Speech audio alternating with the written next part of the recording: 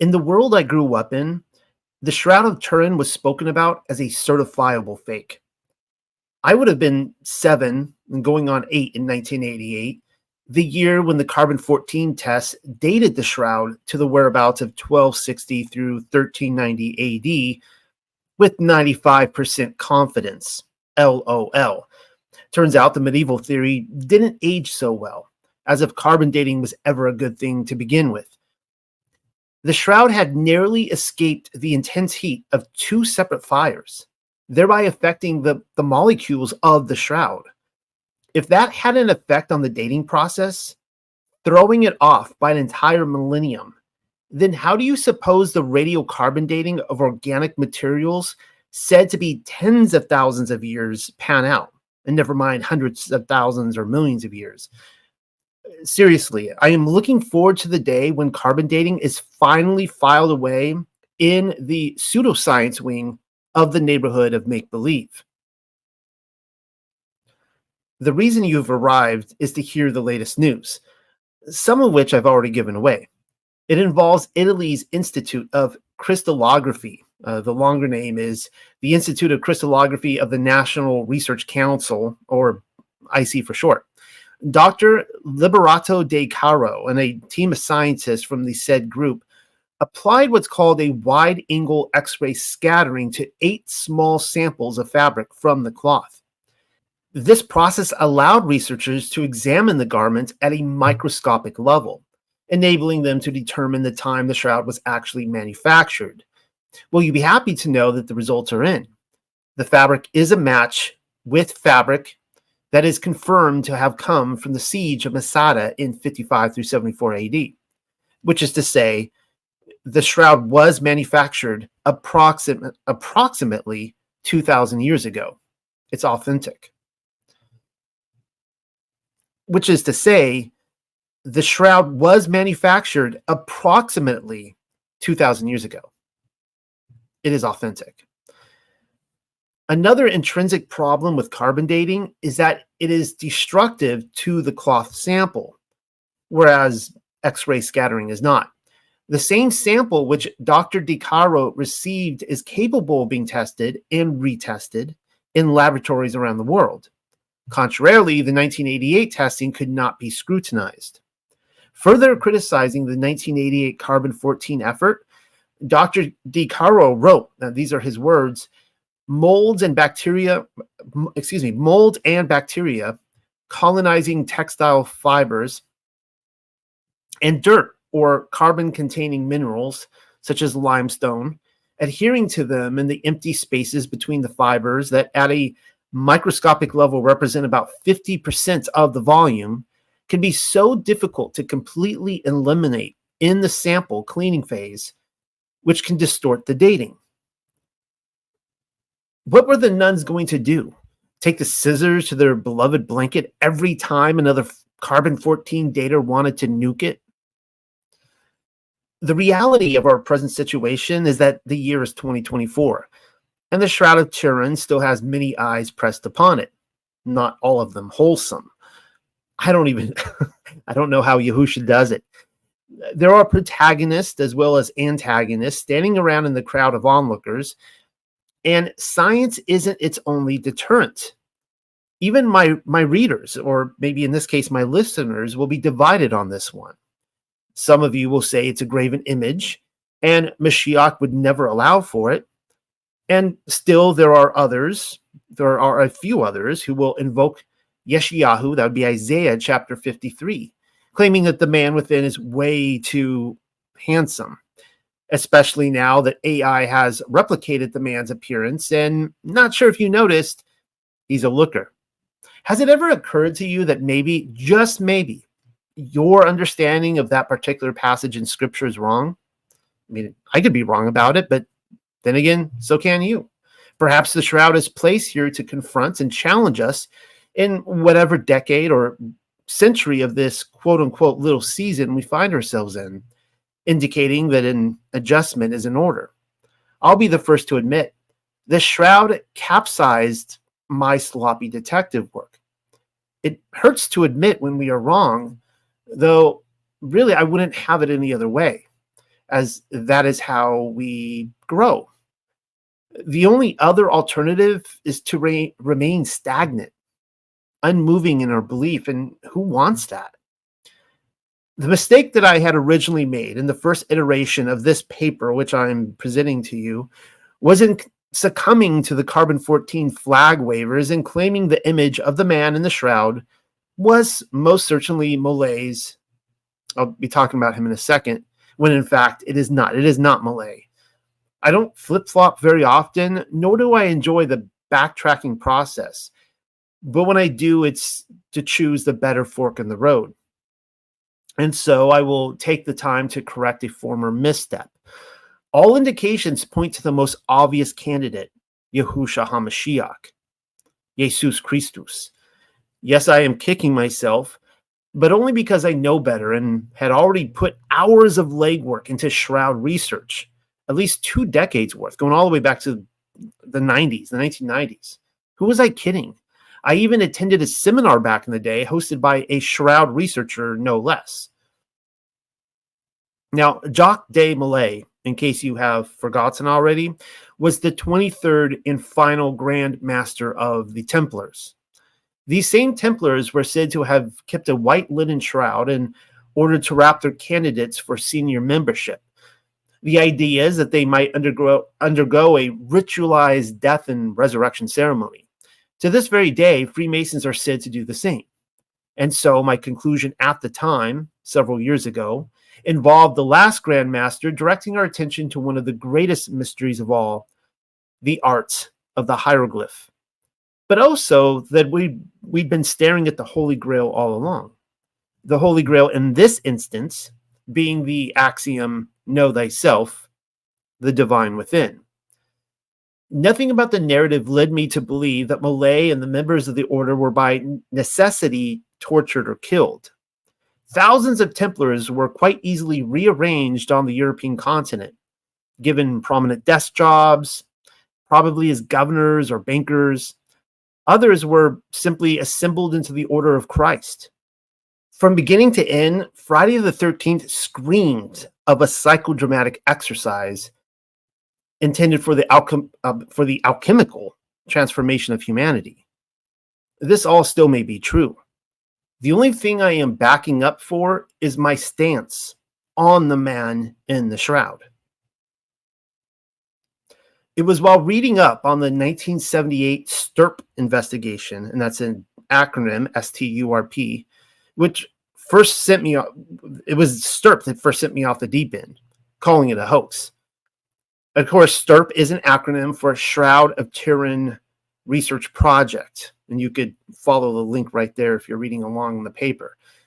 Wikipedia lists the occupation of everyone who participated in the Vatican-sponsored investigation, and they're nearly all from Los Alamos, home of the Manhattan Project, if you need caught up on your wartime propaganda and hoaxed history.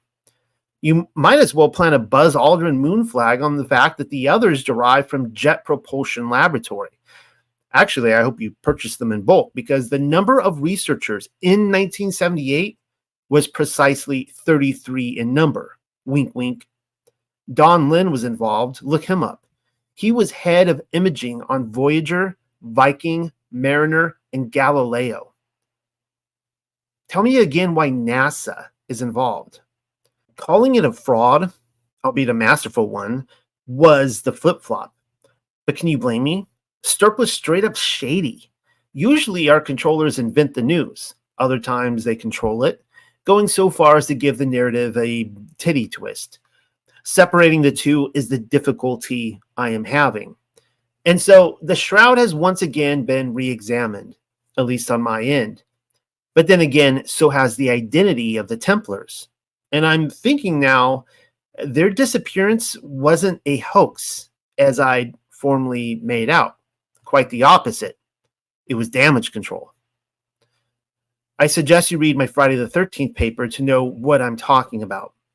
My thesis is somewhat of a rabbit hole in that the Templars may have been saints, resurrected saints of the Millennial Kingdom. And of course, the Middle Ages was the physical manifestation of the 1,000 years. Since we're on the topic, Tolkien was in the know when he had the elves of Middle-earth fit the Templars' departure like a glove. Freemasonry is busily dangling a big, fat, juicy carrot, claiming to have descended from the Templars, but pay them no mind. They are inheritors, and that is not the same thing. It's all too easy. I made a rookie mistake. Rather than recognizing controlled psyop position whenever it crops up. The earliest record of the Shroud of Turin, as we know it today, dates from either 1353 or 1357. Historical records seem to indicate that a shroud bearing an image of a crucified man was deposited in a newly built chapel within the small town of Liry, France. And you can see a picture right there of the medallion of Liry. It depicts the front side as well as the back side of the man in the shroud, hinting at the likelihood, though not certainty, that the shroud did indeed rest here for a time. Its owner was the famed French knight Geoffrey de Charny, but he died at the Battle of Poitiers in 1356, only a year or two after the shroud appearance. How the shroud landed into his care is anybody's best guess. Some have claimed he acquired it as a gift from Humbert II after he participated at the Battle of Smyrna. Others suspect it was sent to French King Louis IX in 1238 by the Latin Emperor of Constantinople, along with other Christian relics, all of which was purposed for safekeeping after Constantinople was sacked during the Fourth Crusade. That may be. It is speculation at best. Nobody knows. The claim does hold some merit, seeing as how microparticles of gold vacuumed up at various times from the shroud have been analyzed and compared with coins minted in the Byzantine Empire between the 7th and the 12th centuries. To add to this, Geoffrey de Charny was a devoutly religious member of the Knights Templar, still hanging in there even though his contemporaries had taken the straight road. In their sudden exodus from Europe, it appears as though the Templars left precious cargo behind, or perhaps it was all by design.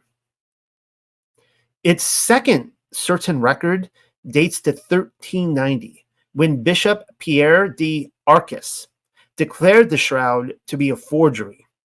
Wow, that early in the game, huh? In the same letter written to anti-Pope Clement VII, he furthermore claimed to have spoken with the artist responsible for making it. Who is this mystery artist? We are never told. And by the way, the shroud being put on display in the decades following the plague, only to be dismissed as a forgery by an obvious controller, screams of a recent reset event. I might as well direct your attention to the 1893 Chicago World Fair while we're on the subject, and that came in the wake of the mud flood. This is kind of like that. We are expected to believe the shroud was stashed away in Joseph of Arimathea's garage for 1,300 years and then put on display after finally being discovered, when in fact a great many records have been scrubbed. Again, I am thinking that it may have been left behind during the aforementioned disappearing act by the Templars. Our controllers do toss us a bone or two, though. Not everything is scrubbed from his story. Some residue breaks through. Robert de Clary, a Knight of the Fourth Crusade, reported seeing the shroud in Constantinople, and here's his report. Among these, there was a church called St. Mary of the Blachernay, where the shroud was kept in which our Lord was wrapped.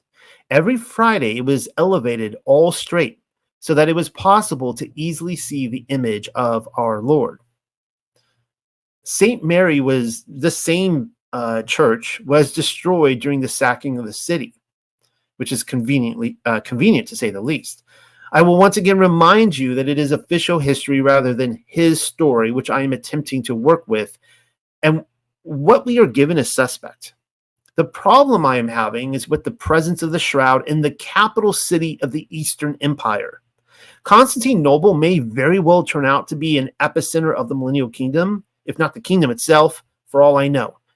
But that is not the point. A capital city implies far more than mum's the word. If the shroud were repeatedly put on display every Friday and for a rotunda of witnesses in a public church, which it didn't sound like they were selling admission either, then you'd think the gossip columns would have something to say on the subject. That's not what we are given, though. Only a traveling knight found it worth documenting. Strange. I shouldn't have to be the one to say it. The records have either been doctored or altogether scrubbed and rewritten, and much of what remains is a counterfeit. Now, see what I mean? I have flanked the man in the shroud, you can see him right there in the middle, with portraits of Jesus Christus on the left and the right. There are far too many portraits which just so happen to resemble him to be a coincidence. That is the face of the man in the shroud, no question about it. Perhaps you are failing to see a resemblance. You will. Look to the man in the shroud in the middle, and then Jesus, stage left. The split beard is the dead giveaway, though I have come prepared with other examples. Jesus on the right supposedly dates to the 7th century, several hundred years before the shroud was supposed to emerge. It can be found in the catacombs of Rome and contains several familiar features. I'm detecting one eyebrow lifted higher than the other. Also, one nostril is slightly larger. Those are shroud features. Glance back and forth between them and tell me I'm wrong. Take all the time you need. Now, on the left of this example is the very popular portrait of Pantocrator Jesus, and I have mentioned him several times over the last couple of months. The word Pantocrator literally means ruler of all, though it is usually translated as almighty or all-powerful. There are many Pantocrator images of Yahusha to be found, supposed remnants of the Byzantine-era world, though this one in particular derives from St. Catherine's monastery in Egypt and is dated to the 6th century. St. Catherine's, in turn, is named after the Catherine, the celebrated saint whom I suspect may have been resurrected in one of the 144,000, seeing as how the 144,000 were women. If you don't believe me, just follow that link. I found that nothing triggers people, of all the things I say, nothing has triggered people more, almost more than claiming the 144,000 were women. I have my reasons for doing so. And of course, St. Catherine's monastery was her abode, telling us that she personally hung the portrait there. Or maybe not. Maybe she had a servant do it. I don't know. The scholars will tell you that Catherine was invented a composite image of, get this, the Alexandrian astrologer Hypatia. But then in my Hypatia versus the Millennial Kingdom paper, I flipped the narrative and asked if Hypatia, in turn, was really the invented one, she being a composite of Catherine. You see, two can play that game. Longtime Shroud researcher Alan Wanger, I think it's Wanger, you can see him right there, and he's doing what he does best, pointing the shroud and researching it. When he, of course, he can be seen standing right there. Try not to fall asleep at this part. While using the Polaroid image overlay technique, which he developed, over 250 points of similarity were observed between the Pantocrator portrait of Jesus and the man in the shroud. 250 points of similarity. You didn't believe me, did you? You thought I was making comparisons where they don't belong. That may be, but I'm not quite through yet. Take another look at the face in the shroud to the left. Study it long and hard before daring to glance upon the image on the right. When you do, it is only denial which will get the better of you. Are you ready now? Take a look. There it is. That there would be the, what is this called? The Trimesis coin. It is said to have been minted during the reign of Justinian II between the years 692 and maybe that's a misprint. It shouldn't be 692 to 265, whatever. It's the last quarter or the last third of the first millennium, and has 188 points of congruence with the shroud face. Once is a coincidence, twice, thrice, or 4 times is a pattern. Claiming that only neophyte artists were in the know is cute and all, but then hanging his portrait up at St. Catherine's, one of the leading pilgrimage sites in the world, is another entirely. Not forgetting the people at the Mint Factory. That's the giveaway. You don't simply commemorate the face of a man from the shroud onto the Monopoly money without alerting a normie or two. It just goes to show that the shroud was known before the vanishing act of the Templars, and our controllers don't want you or anybody else to know about it. They can scrub the his story books, but the truth always comes out in the end. Quickly getting back to Alan Wenger, we have before us a police lineup involving Pantocrator Jesus and the man in the shroud. Looky, looky, we have a match. Many red pill dealers in the back alleyways of the Intel net are popping out of trash cans asking you to get woke. One of their favorite topics involves Cesare Borgia, illegitimate son of Pope Alexander VI, and his stunning likeness with Reformation Jesus. Well, then, either Renaissance Jesus had a doppelganger, which is a thing, or we are confronted with another stunning turn of events. Reformation Jesus's portrait isn't based upon Cesare Borgia. No, Cesare Borgia is based upon Reformation Jesus. Maybe even upon, what do you know, the historical Yahushua HaMashiach, the man in the shroud. Oh, so if I'm not mistaken, the person in the background, I don't know if you want to look at this, if you can actually see this up close, you have to look right over here where my mouse is pointing. Get out a magnifying glass if you can. The person in the background is sporting a tail. What sort of bestial abomination is going on? And is Caesar okay with the proceedings? I am filled with questions, so many questions. Well, there's something for the books. Everyone is so eager to finger Borgia as Jesus that nobody took the magnifying glass out on the monkey boy. History is strange, ain't it? I happen to like it that way. There are, of course, straight-up depictions of the shroud in books of antiquity. Every illustration, we are told, derives from the artist's inspiration after 1355, and I'll let that slide. If anything, the scarce documentation of an actual shroud before Geoffrey de Charny, when compared with Pantocrator Jesus and Byzantine currency, all of which depict the face of the man within the shroud, only goes to show the length by which our controllers will go to tell their version of the story according to their timetable. And it makes sense that they couldn't get rid of all the money, right? I mean, oops, he's on the currency. I mean, how many couch cushions would you have to dig through to find that? All right, so take a look at this right here.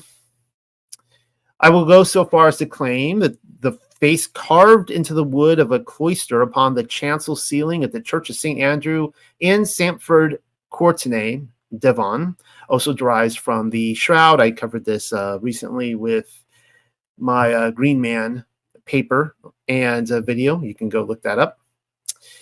I pointed him out, as I just mentioned, in my recent Green Man paper. Why would I do that? Well, not to frighten anyone, but that is most definitely a Green Man if ever I've seen one before. And I've seen many. You will have to venture over there to find out the true meaning of the Green Man. Until you do, let's not get lost in the weeds of an ADHD nightmare. I'm willing to bet that people everywhere were in the know. And in the aftermath of a worldwide reset event, Bishop Pierre de Arcis was part of the re-education effort. This actually is where it starts really getting interesting right here. Hope you're paying attention.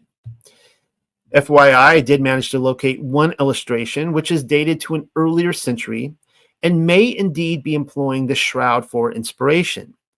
It is a single page in the Pray Codex, also known as the Pray manuscript, named after its discoverer, I guess that's Georgi Pray. The Codex is dated to somewhere between 1192 through 1195, giving us a 70 years head start on the oldest carbon-14 dating of the Shroud. What else does that advise us in? I think you know. Some evidence slipped through our controller's fingertips. Perhaps the Pray Codex was not intended to be found. Now, I'll show you the picture again so you can just see it, but just listen to this description right here. Noted are a few points of correlation. Yahusha is shown naked and with his arms crossed over the pelvis. That's a Shroud trait. Another giveaway are his missing thumbs. The Shroud has tucked them away, as has the Codex. There is also a familiar blood stain on his forehead. The most interesting aspect, however, is that the burial cloth itself. I will give more specific on the Shroud's craftsmanship in a little while, but for now, all you need to know is that the Shroud was manufactured with a distinctive V-shaped weaving, which gives a contrary squiggly or cross-shaped pattern, depending on which side of the cloth you're studying. Take a mental note of the burn marks. I'll say this again for those of you nodding off in class. In the Pray Codex, the artist depicted burn holes throughout the fabric. It's the little details. Better yet, plant a Buzz Aldrin moon flag on that one as well, because the official timeline isn't sitting quite right. Now, before we move on, I want you just to look at this here. So, again, the layout of the body, the tucked away thumbs, just everything. Even the knees kind of up. It just matches the Shroud, and there's the burn marks that are depicted in it. Oddly enough, including the V-shaped weaving. So there it is right there. There's the burn marks.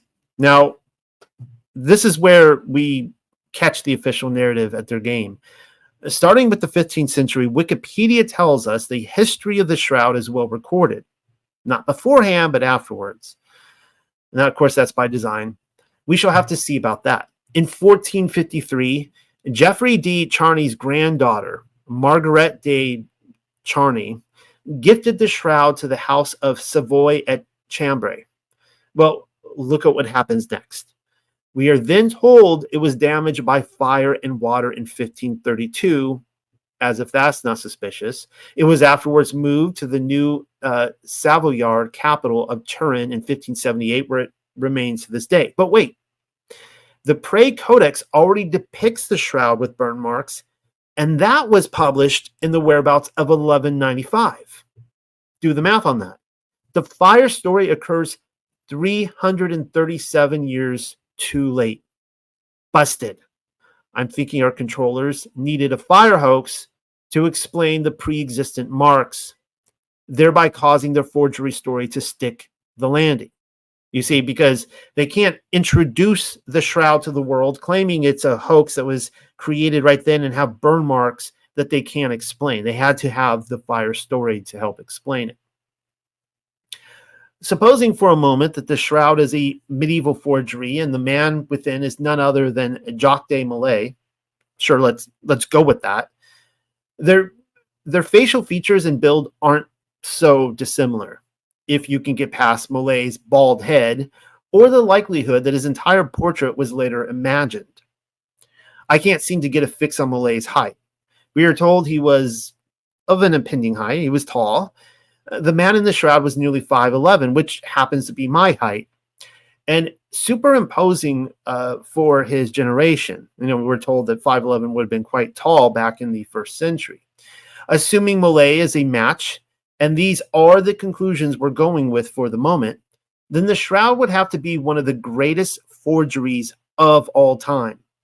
Resplendent with a long-lost Tartarian tech, because the image within the cloth cannot be replicated to this very day.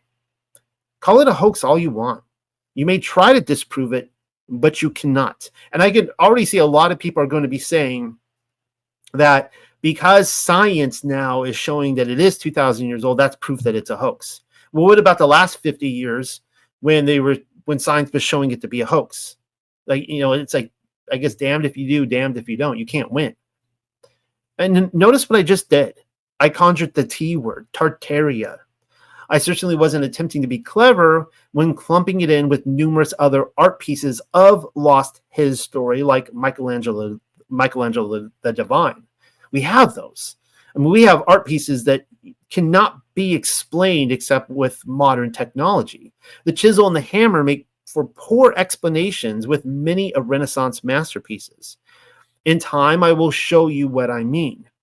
But that is not to say that the masterpieces of old cannot be replicated using modern technology, 3D printers and all that. It is quite different with the Shroud. The Shroud may prove to be the greatest original document in his story, and in the very least, it is a contender because it cannot be replicated. When making a statement such as that one, I'm being specific and direct. A replica has yet to be accomplished by anyone. Oh, the forgery claimers have most certainly tried their hand at the cloth or at a cloth of their own, but only with the success of Willie E. Coyote in a train track painting on the sides of a desert mountain. The problem they're running into is that the image on the Shroud wasn't imprinted by contact. The blood is most certainly from his body. There's no denying that. But the image itself is not from the blood. It's something entirely different. So why do I have a picture here of the moon, a negative of the moon? And you can see here kind of a 3D printout of the man in the Shroud. A piece of cloth like the Shroud should produce a 2D object because it's flat. But that's not what we have. The Shroud is somehow in between a picture and a statue. Encoded on the very fibrils of the cloth is what appears to be 3D information about the shape of the body which it enveloped. And this is what I'm saying, it can't be replicated. And of this 3D information, we can learn much. That is why it can be said the Shroud is the most unique piece of cloth in our motionless realm, having no equal. Do recall that a comparison was already made between the moon and the Shroud in the Hidden Wilderness and the Moon Map. I just updated that paper yesterday or 2 days ago, and I gave a presentation a couple years ago. I plan to give it with the updated information very soon. The moon is a negative, a composite image containing both the Earth and the only known picture of the firmament that we have.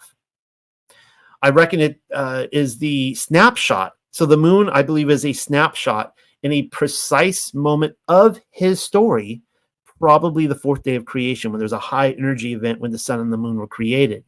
The Shroud is the same. It is a negative and likewise a document to a precise instance in his story. I had also made the claim that the moon is the result of a focused electromagnetic phenomenon called plasma, and that I suspect they were both created in the exact same matter, the moon and the Shroud.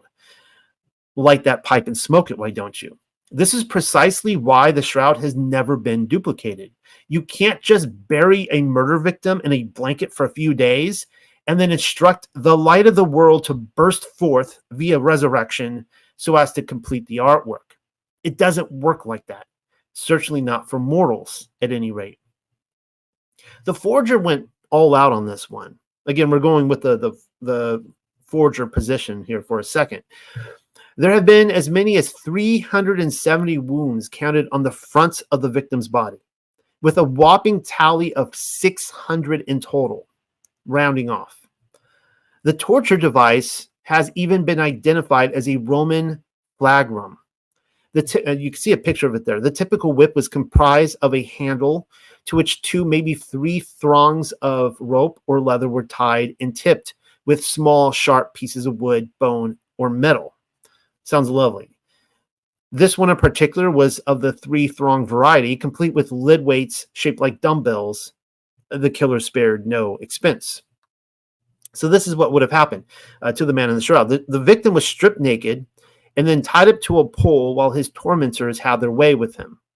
Each lash lasted but a second, though the sharp ends of the flagrum would have cut into his skin and perhaps even lashed onto something of value before being ripped out again, causing extremely serious internal lesions. They even found that one of the two men who were beating the man in the shroud was left-handed. I mean, they really did their work on this. The energy of each blow would have been absorbed within microseconds, causing his entire body to recoil with the excruciating, electrifying sensation for several seconds, if not minutes, before his tormentor went at him again and again and again. The entire episode was overkill.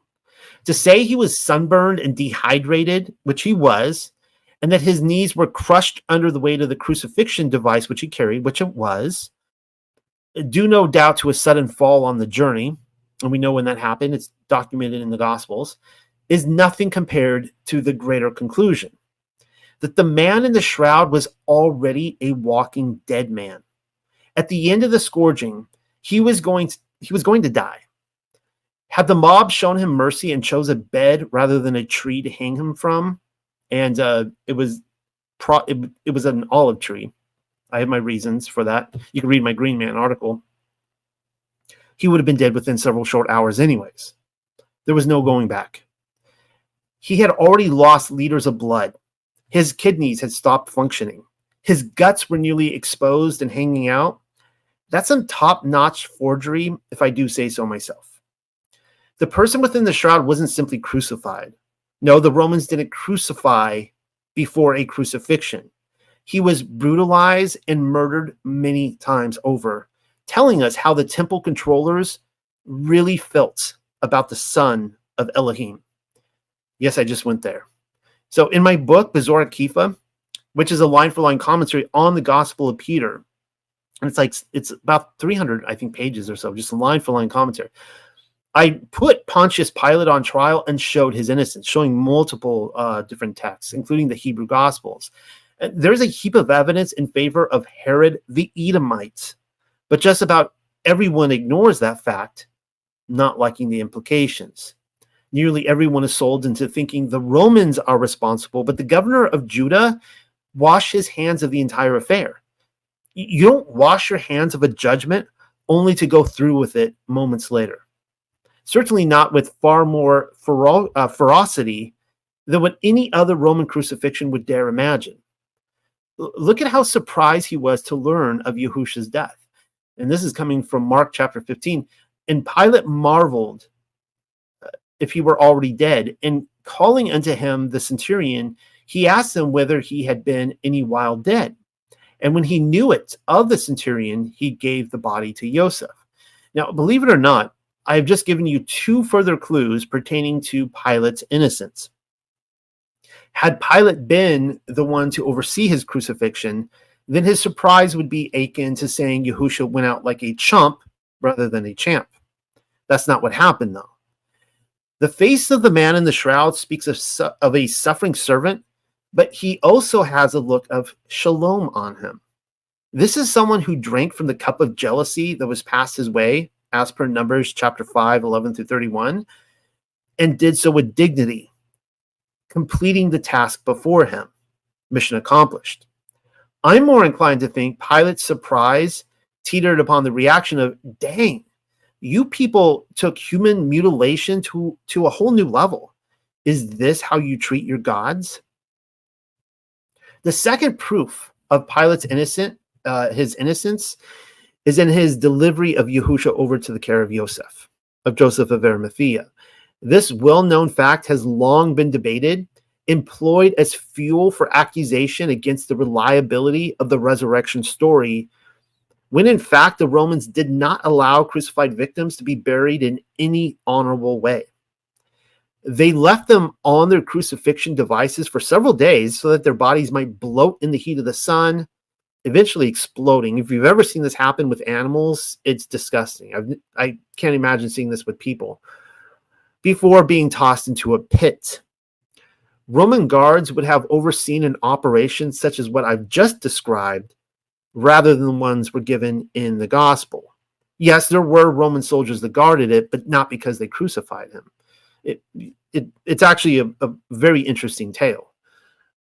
However, Pontius Pilate did hand Yahushua over to Joseph for burial, and he even had his Roman guards guard him to keep him away from his tormentors, speaking once more of his innocence.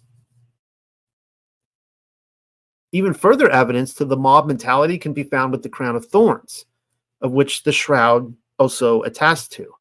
The crown wasn't a carefully crafted garland, as we are so often led to believe.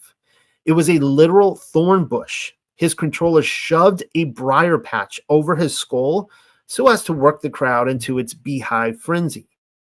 Roman guards weren't responsible for that. Had they done so, it would have been strange indeed for Pilate to respond in the described manner, of which we read the following accounts, and this comes from the Gospel of John. And Pilate wrote a title and put it on the cross. And the writing was, Yehusha, the Nazarene and King of the Yahudim. The title then read, Many of the Yahudim, for the place where Yehusha was crucified was nigh to the city. And it was written in Greek and in Rome, in Hebrew, and in Latin. Then said the chief priest of the Yahudim to Pilate, Write not, and King of the Yahudim, but that he said, I am King of the Yahudim. And Pilate answered, What I have written, I have written. His torturers had given Yehusha a mock coronation, whereas Pilate straight up calls him the King of the Jews, the King of the Yahudim. The temple controllers didn't like that. Their response identifies who it is that mocked him, whereas Pilate gave him dignity and honor. Explain to me again how a Roman governor crucifies someone on charges that he is a threat to the establishment and Caesar, but then pulls a stunt such as what has just been described. Pilate had already given his judgment. Yehusha was innocent. He washed his hands. Yes, he handed Yehusha over to the Yahudim to do what they wanted with him, but he was clearly protesting their decision. You will hear all the time about the blood on the shroud being painted on. It's a favorite of the hoaxers. Where are the claims to back that one up? It's not paint. It's blood. Real blood. Both pre- and post-mortem blood. Actual human blood, which has been shown to be of the AB type. Paint doesn't come in the AB type, guys. The fact checkers will scream from a megaphone, the loudest one possible, that it was paint and that someone painted it on. They will play it on repeats until you believe it to be true, but it's simply not so.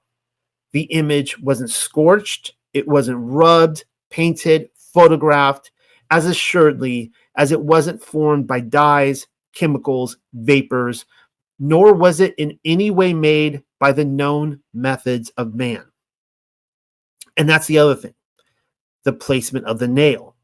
The forger forsook the artistic renderings of his own day by placing the nails in his wrists and ankles rather than the hands and feet of the church paintings. The former description keeps in strict accord with an actual crucifixion. His wrist was secured to the nail and wasn't going anywhere, whereas a nail through the hand would have ripped right off the crossbeam, unless, of course, it was tied down. The darkest blood stain on the entire shroud derives from the wound on his side, interestingly enough. That's a post-mortem flow, obviously. It wraps around his backside, forming a puddle there. I will remind you once again that the blood stains are a result of contact with the cloth, whereas the image itself derives from a different origin. Well, notice how red the blood is. It is red of a crimson color, and that shouldn't be. The blood mystery is what has most fact checkers claiming foul, but they have turned out to be the Karens in the end. At any crime scene, blood quickly becomes brown or even black, and in very little time. I've even noted that in stage hoaxes like the Manson murders, which I have written extensively upon. Not so with the shroud. The blood remains a distinct crimson color. In any other scenario, that would be deemed completely impossible, proving the shroud to be a hoax. The answer, however, has already been known among chemists. It's let's see if I can pronounce this. Bilirubin is a pigment that enters the blood with the breakdown of red cells. Under conditions of great stress or suffering, particularly to the torture which the person in the shroud was forced to endure, his liver would have eventually flooded the bloodstream with the bilirubin enzyme, which I have already described. In that precise moment, his blood would have remained red forever. Are we expected to believe the forger tortured his nude model so that the blood would remain red eternally, simply to fool CSI investigators centuries later? That's ridiculous. The other thing about the forger is that he would have had to have chosen a model already in rigor mortis. Look at those locked knees, why don't you? That's a stiffened body. His model would also have been placed in the shroud for no more nor less than 48 through 72 hours. Furthermore, the body didn't see decay, as was promised. Incredible. Regarding the actual cloth, it is linen, making it biblical. Its length and width are in cubits, also biblical, whereas the official narrative has medieval Europe employing a different unit of measurement entirely. Furthermore, there are no medieval examples of the 3-to-1 herringbone pattern used to make the fabric. The C14 people keep insisting it is so, but they can keep to their wishful thinking. The only matches are ancient ones deriving from the Near East. And I started out talking about this. And to be more specific, Palestine, not even Egypt twisted the strands in the direction of the shroud. But I'm not done yet. In 2002, the 16th century backing cloth was removed from the shroud for the first time for a textile expert. Her name is Mickfield Fleury Limburg. What she discovered on the exposed backside is a stitch so inexplicably rare that it has only been spotted in one other known location, Masada, the Jewish fortress that fell to the Romans in 73 AD. And of course, the most recent wide-angle X-ray scattering test agrees with these findings. Even more stunning is the dirt found on the shroud, especially surrounding the person's nose, knees, and feet. There is dirt surrounding Jerusalem. It's kind of like no duh, right? Well, they were still digging the city out of the mud in the 1800s, in case you were not aware. Actually, really up to recent times, they were still digging out in the 1970s. Not only that, the stone used for the purposes of the tombs surrounding Jerusalem are unique to that city alone. The shroud also happens to include that feature. There's traces of the rock and, of course, the dirt that immediately surrounds Jerusalem. Not only that, though, there's also the floral design. The forger, you see, would have had to go flower picking in the hills surrounding Jerusalem in the springtime.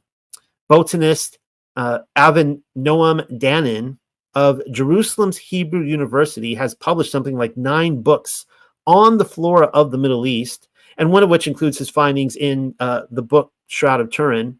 Of the hundreds of floral patterns and pollen grains recovered from the shroud, half of them can be found in the Middle East or similar areas, but never in Europe. 28 of them are from plants still growing in Israel to this day, with 70% being exclusively found in the area surrounding Jerusalem and Jericho. That'd be Jericho.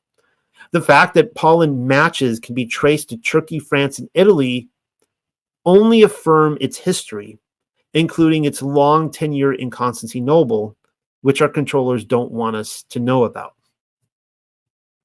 Because remember now, the shroud never went to Turkey officially, even though we have records of it there. The coin hypothesis goes all the way back to the 1970s when researchers noted the presence of small bulges on the person's ocular orbit bones, thanks in part to 3D printing. The thought at the time was that these might have been leptons, small, nearly valueless coins, which would have been common in Palestine during Roman times. The critics will claim shroud enthusiasts see whatever they want to see, like a leprechaun in a puffy-shaped cloud. But what they really appear to be expressing is their feelings towards their so-called forger. You see, the man in the shroud had Pilate-era coins over his eyes, and the artist who painted his image was good, apparently, but not that good. Therefore, it must not be true. There are no Pilate coins over his eyes, according to the hoaxers. There is a deductive argument for you. Well, the shroud does tell, and here's what it says. A litus is a curved staff that can be distinctly seen on the disc covering his right eye. You can see that that kind of staff up there, and it is shown on his eye. Over the left eye, a vase or a cup has been found, which you can see right here in the coin. When put together, they form something resembling the coin which is shown. And furthermore, the letters YKAI have been deciphered upon his eyelids. This is thought to be the visible part of the word TIBERIO, and then there's the YKAI, CAPOC, and it's Greek for Tiberius Caesar, the emperor. This is where, of course, I get really, really excited. Sometimes I like to save the best for last. The most important piece of evidence, and I would be remiss to neglect it, derives from the actual image on the cloth. You will once again want to recall that the blood stains and the picture negative, if one can call it that, are two separate things. Without the image, all we would be left with is the blood. There are plenty of bloody clothes, and I highly doubt anyone in Yahusha's entourage would want to save a bloody mess like that, if it weren't for the witness of his image. Anywhere from 48 to 72 hours into the burial process, the body of the man within emitted a short, intense burst of vacuum ultraviolet radiation, thereby imprinting a perfect photographic negative image. I have read up on the conclusions of these shroud researchers, and what they're saying is nothing short of awe-inspiring. It has been argued by Italian researchers, Paolo di Lazzara, that the radiation was ultraviolet and that the instantaneous burst exceeds the maximum power released by all ultraviolet sources of light available today, meaning it can't be replicated. It would also require pulses having duration shorter than 1/40 billionth of a second. The intensities of these pulses would have to be on the order of several billion watts. His body became mechanically transparent in an instant, actually kind of flipping vertically, emitting light evenly from every three-dimensional point within, thereby imprinting an encoded 3D image on the front and the back of the cloth, as well as an X-ray. This is why the shroud cannot be reproduced in any laboratory or art studio in the world. I even found an instance when Yahusha glowed in the exact manner which has been described for us by the shroud researchers. So this comes from the Book of the Nazarene. The following day, Yahusha took Kepha, Yaakov, and Yochanan, that would be Peter, James, and John, three of the apostles, to a cave high up on the mountainside where they remained in meditation for 3 days.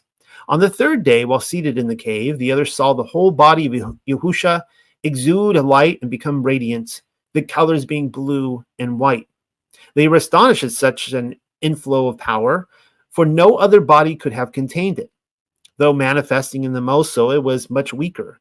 The three with Yahusha covered their eyes before the brilliance. And Yochanan, that would be John, said, "Master, while the Ruach HaKodesh," and that's the Holy Spirit, "manifests in us as no more than a faint blue glow, seen only in total darkness, your brilliance is like that of the sun compared with the palest star." Kepha said, "It is good for us to have seen this, for now we know how poorly we compare with you." So if you want to look that up, that's Book of the Nazarene. I actually sell this as the Book of the Illuminators, and there it would be actually chapter 17 in my version. Ultraviolet isn't the same as blue, you will tell me, but UV waves aren't exactly visible to the naked eye either. Blue is. Yahusha's disciples could only describe what they were capable of seeing. Being more brilliant than the sun compared with the palest star is saying something. That is while he was living, mind you. There is nothing in the textbooks which would describe how a dead man can accomplish the same task. Now, another passage identifying ultraviolet with the resurrection has come to my attention in Bezora Nicodemus, and that would be the Gospel of Nicodemus, another one of my favorites.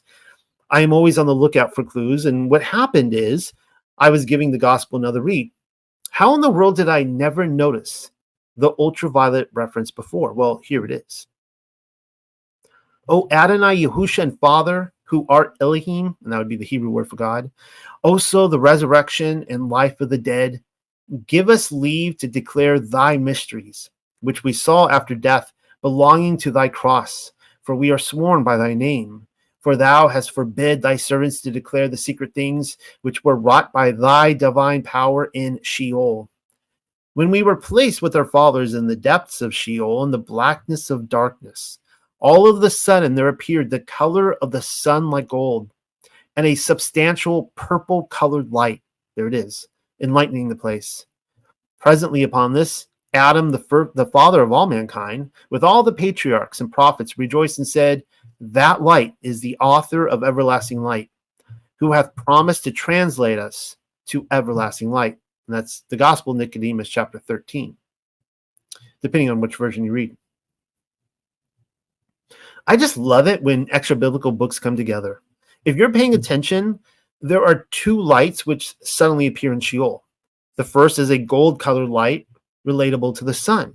But then the second is ultraviolet, indicating the resurrection of Yahusha as seen on the shroud, which wouldn't be visible to anyone within the material and mortal realm. But these, of course, are the dead, the immortals. How did I read Nicodemus so often and yet miss it? Apparently, I'm not the only one. I have seen Yahusha's arrival to Sheol portrayed in numerous occasions, and never once was he ever painted from the purple side of the palette. All in all, I would say the evidence is stacked up in favor of Yahusha HaMashiach. There is certainly more evidence to be had. Lots of evidence, which I haven't even gotten to yet. Until I do, here's another item for the evidence locker before closing shop for the day. The image of the man is best seen from afar. The closer one gets to the shroud, the more the image becomes blurred, so that all the viewer sees is the rust-colored bloodstains on the cloth.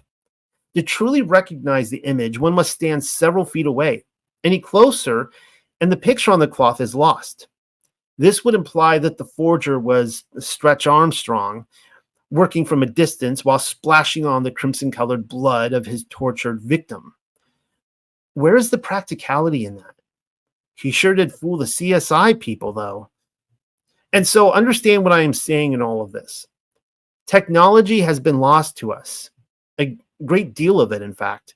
Our controllers prefer it that way. Mostly so that they can play the part of the slave master while getting the credit for reinventing the wheel and other contraptions. Got to fill their shells with those Pulitzer prizes. The Shroud of Turin isn't one of their creations, though. No way, no how.